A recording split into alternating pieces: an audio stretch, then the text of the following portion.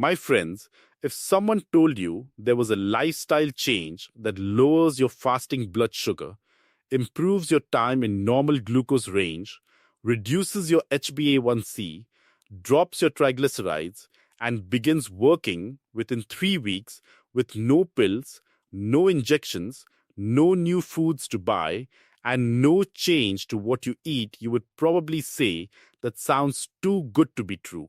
But that is precisely what a growing body of research on a 10-hour eating window is now showing. And the most recent meta analysis published in 2025, covering 8 randomized controlled trials involving people with type 2 diabetes and impaired fasting glucose, confirms something that researchers are now taking very seriously. A 10-hour eating window significantly reduced fasting glucose, significantly reduced HbA1c, and increased time in the normal blood sugar range by an average of more than 10 percentage points. I covered the 8-hour eating window in an earlier video in this series. Today, I want to talk specifically about the 10-hour window and why, for many seniors over 60. This slightly wider window may actually be the more practical and more sustainable option, not because it is weaker, but because the research now shows it is nearly as effective, and because the difference between an eating window you can actually follow and one that is too restrictive to sustain makes the 10-hour version the more powerful real-world choice. Stay with me, because toward the end of this video, I am going to show you 2 specific foods that make a 10-hour window easier to maintain, not supplements, not powders, but everyday foods that directly address the 2 most common reasons people give up on eating windows in the first 3 weeks. Let me start with the question most people ask first: why 10 hours specifically? What is it about a 10-hour window that produces these results? The answer is in what happens during the hours outside the window. When you confine eating to a 10-hour period, say from 8 am to 6 pm, or from 9 am to 7 pm, you create a 14-hour overnight fast. And that extended fast accomplishes something your body cannot do when eating is spread across 13, 14, or 15 hours. First, it forces your liver to fully deplete its glycogen stores, the glucose it holds in reserve. A liver with depleted glycogen stores is significantly more insulin sensitive because it is actively seeking to replenish those stores and is therefore far more responsive to insulin signaling when food arrives the next morning.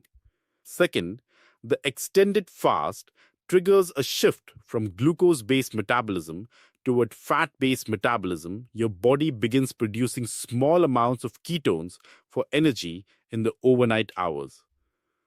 This metabolic switch is associated with lower systemic inflammation and improved insulin receptor function at the cellular level.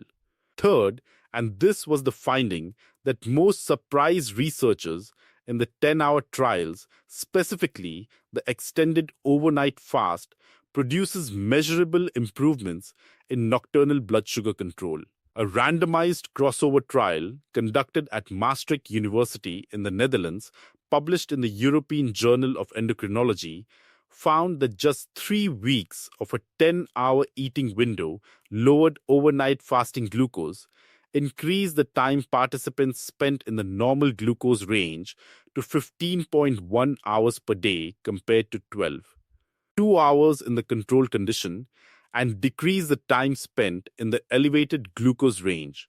And when researchers checked morning fasting glucose, the reading before any food, it was consistently lower in the eating window group, even when the duration of fasting before the blood draw was identical between groups.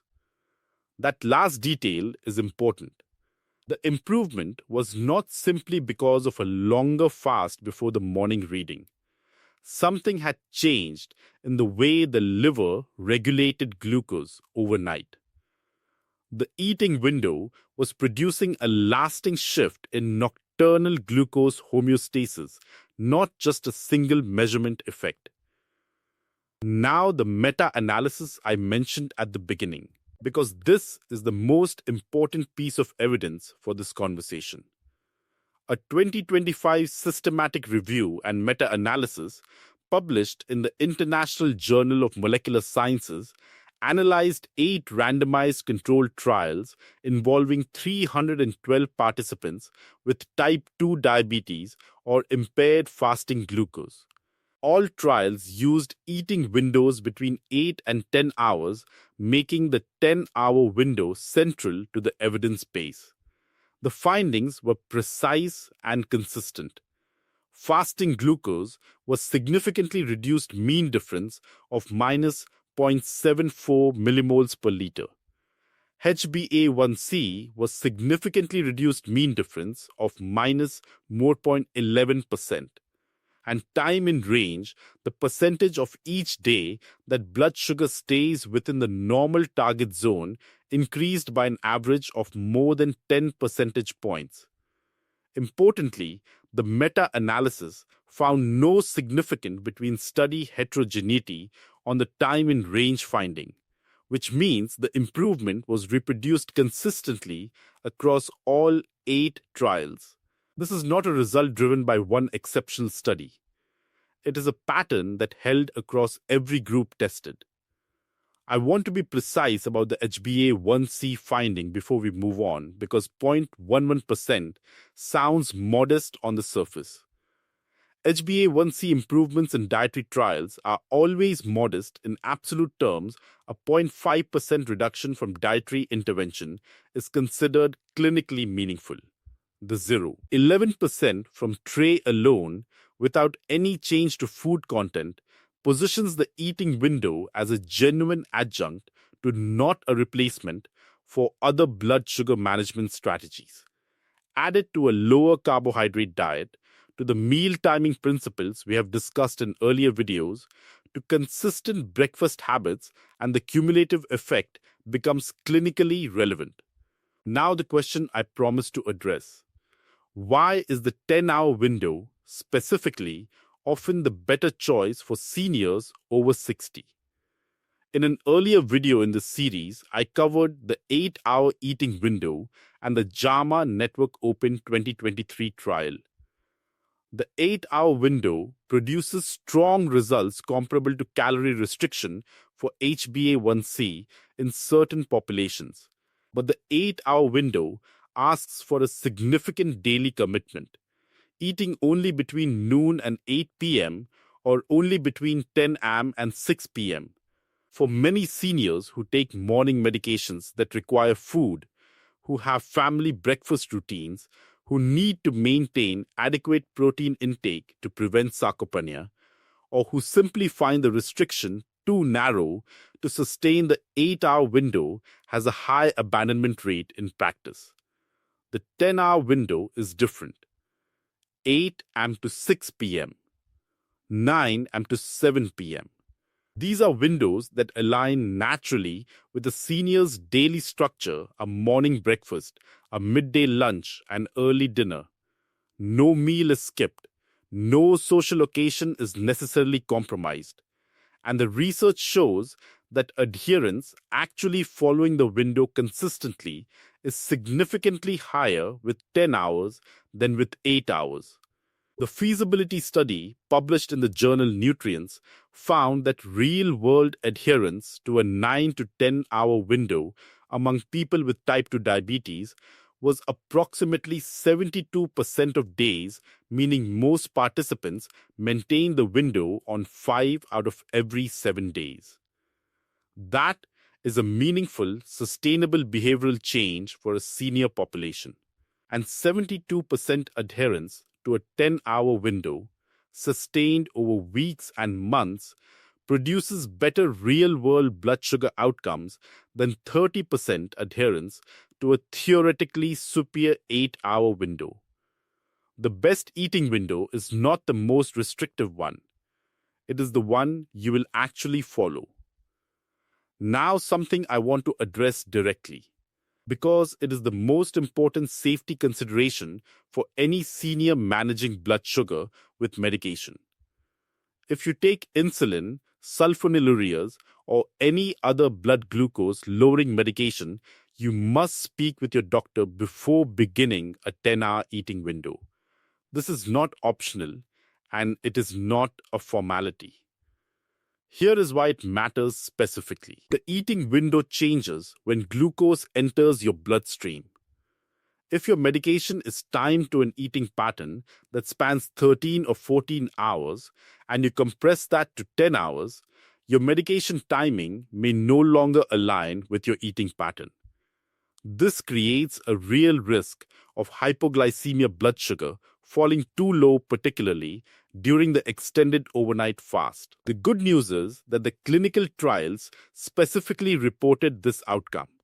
The Maastricht University crossover trial, which used a 10-hour window in people with established type 2 diabetes, found that time spent in hypoglycemia was not significantly increased.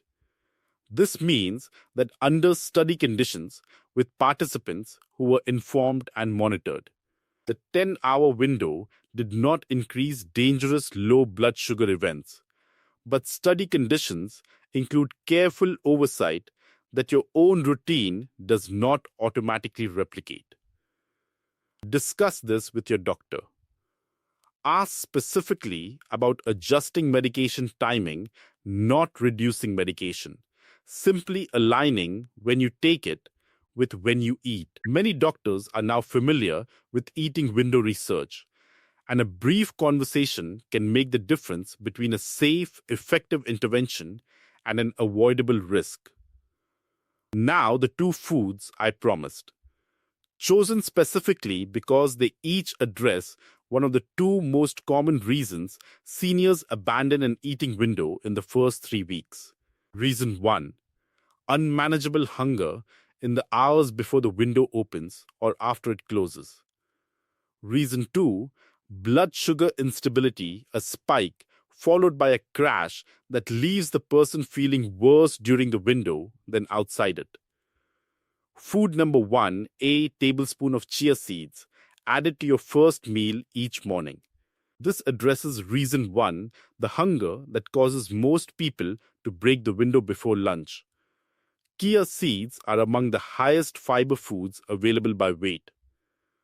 1 tablespoon provides approximately 5 grams of soluble fiber, specifically a gel-forming fiber called mucilage, that dramatically slows gastric emptying and carbohydrate absorption when consumed with the first meal of the day.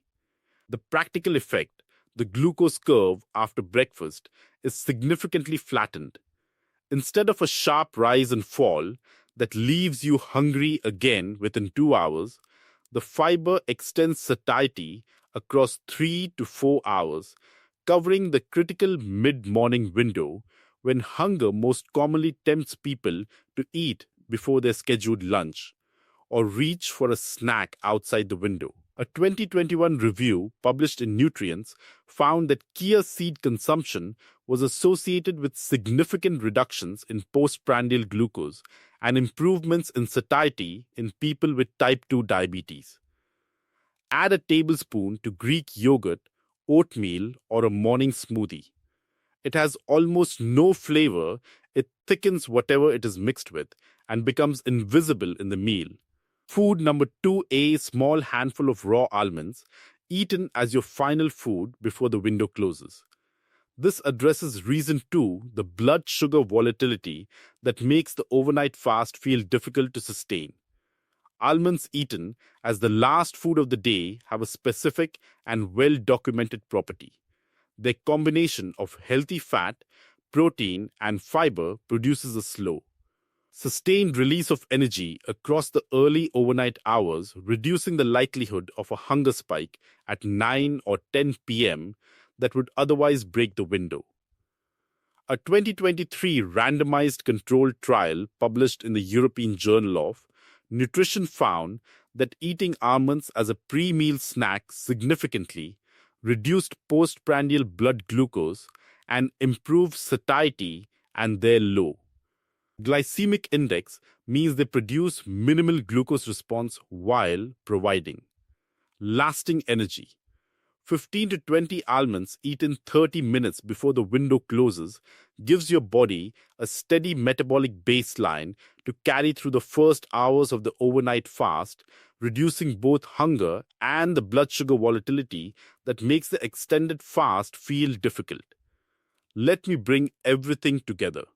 A 10-hour eating window, something as simple as finishing dinner by 6 or 7 p.m. and not eating again until 8 or 9 the following morning, is now supported by a 2025 meta-analysis of 8 randomized controlled trials showing significant reductions in fasting glucose, HbA1c, and a 10 plus percentage point improvement in time in normal blood sugar range.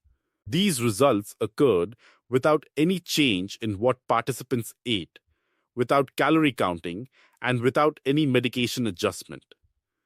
For seniors, the 10-hour window has a critical practical advantage over narrow windows. It is sustainable, and sustained imperfect adherence to a realistic window produces better long-term blood sugar outcomes than short-lived perfect adherence to a window too narrow to maintain. Starting tonight, finish your last meal by 7 p.m. Eat your first meal tomorrow morning no earlier than 9 a.m. That is your 10-hour window. Do it again tomorrow night. If you are on blood sugar medication, speak with your doctor first. That conversation matters. And the beautiful thing is that this change costs nothing. It requires no new food, no new kitchen equipment, just a different relationship with the clock. My friends, leave me a comment right now. Tell me, what time do you usually eat your last meal at night? Just the time. I read every single comment. Now, before I go, I want to leave you with something. We have talked in this video about compressing when you eat. But there is a companion question one that the research answers with equal precision about the order in which you eat the foods within any given meal. The same foods, the same plate, the same meal, but eaten in a specific sequence: vegetables and protein first.